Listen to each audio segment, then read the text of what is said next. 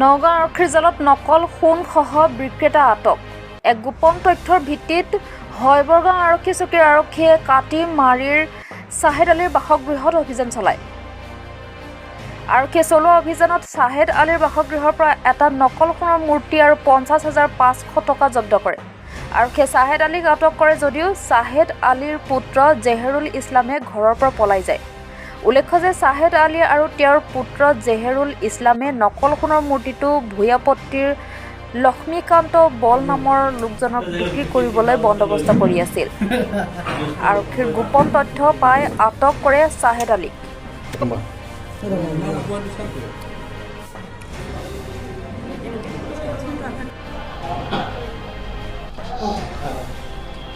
যোৱাকালি আমি প্ৰায় সন্ধিয়া সময়ত খবৰ পাইছিলোঁ শ্বাহেদ আলী, দেউতাৰ নাম জোনাব আলী আৰু তেওঁৰ পুত্ৰ জেহেৰুল ইছলাম কাটিমাৰী পথাৰৰ হয়।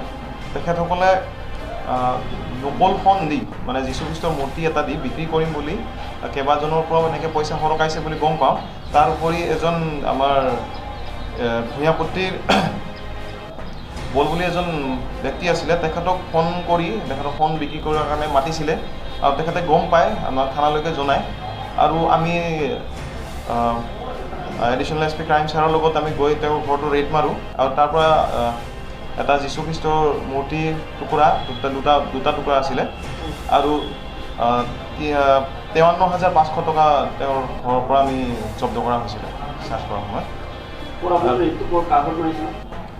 শ্বাহেদ আলীৰ ঘৰতে। শ্বাহেদ আলীৰে ল'ৰা জেহেৰুল ইছলাম, তেখেতে দুয়োটাই এই বিজনেছৰ লগত জড়িত আছে বুলি গম পাওঁ কাটিমাৰী পথাৰ।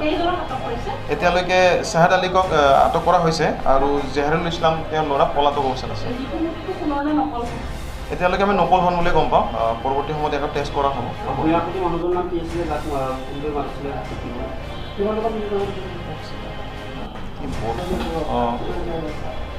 তেখেতৰ নাম আছিলে লক্ষীকান্ত বল। এইটো 4,50,000 টকা। এতিয়ালৈকে মূৰ্তিটো বিক্ৰী কৰা নহ'ল বাৰু। তাৰ ঘৰৰ পৰা আমি যেতিয়া চাৰ্চ কৰিছিলোঁ তেতিয়া 53,500 পইচা পোৱা হৈছে। এই সময়ৰ লগত জড়িত আছে বুলি গম পাওঁ।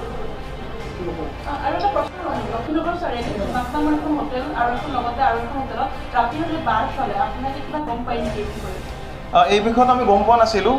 এতিয়া ইমান লুকাই চুৰি কৰি যদি কিবা কৰি আছে এতিয়ালৈকে আমি